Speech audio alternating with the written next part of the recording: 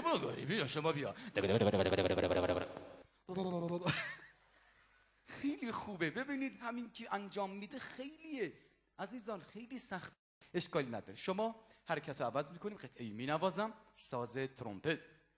دقت کن، ساز بادی. لبهای منو نگاه کن. کجا نگاه میکنی؟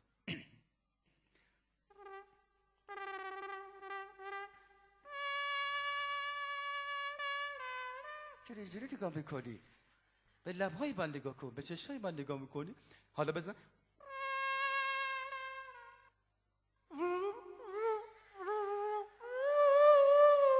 عزیز من لباتو از هم باز نکن. من فشار بده به هم لباتو. آره محکم. از بغلای لب میزنه بیرون هوا. ببین. نه بغلاش هم وا نکن. بغلاش هم تو فشاره میاد بیرون هوا. شما بیا. خدایا این صدای فیل بود. خب اشکالی نداره. شما گیر نده ایشون دیگه. شما خاطره گفتم تخمه رو شکسته نکرده. خاطره بگو. خیلی خوبه. خب آقا حامد شما خیلی ساده گرفتی این موضوع رو. خواهش میکنم یه خورده به خودت فشار بیار. فشار بیار. فشار. برو.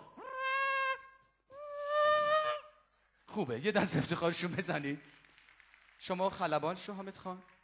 سکان هلیکوپتر بگی دستت. نه اون گاریه اینجوری میگیرن. نه یه دستی وسط بگیر اینجوری. آها. اهرمو یواش یواش میکشی. من هلیکوپتر رو به پرواز در میارم. خلبان حامد اومده برای پرواز.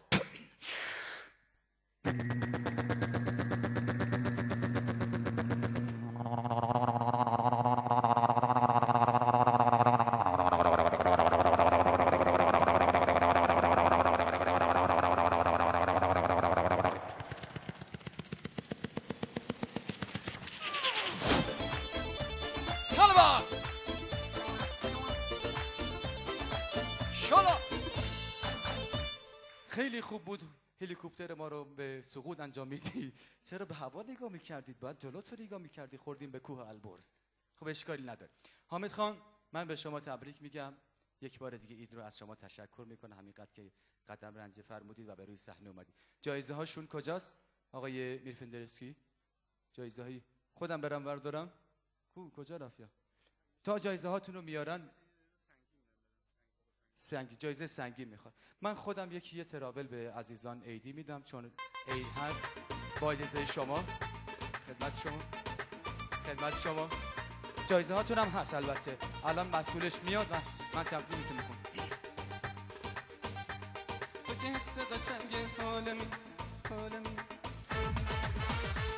گلی خوشگلی، گلی دلبری، گلی از همه زیباتری، گلی واسه من، گلی واسه عشق، گلی از همه محبوبتری، گلی خوشگلی، گلی دلبری، گلی از همه زیباتری، گلی واسه من، گلی واسه عشق، گلی از همه محبوبتری، گلی.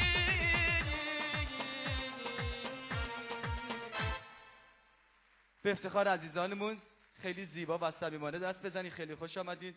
شبتون خوش باشه. جایزه هاشون هم که از راه رسید. ممنون و متشکر. خدمت شما سنگینم هست. معلوم نیست توش آجره یا چیز دیگه. اما یه دست خیلی شایسته به افتخار زنید.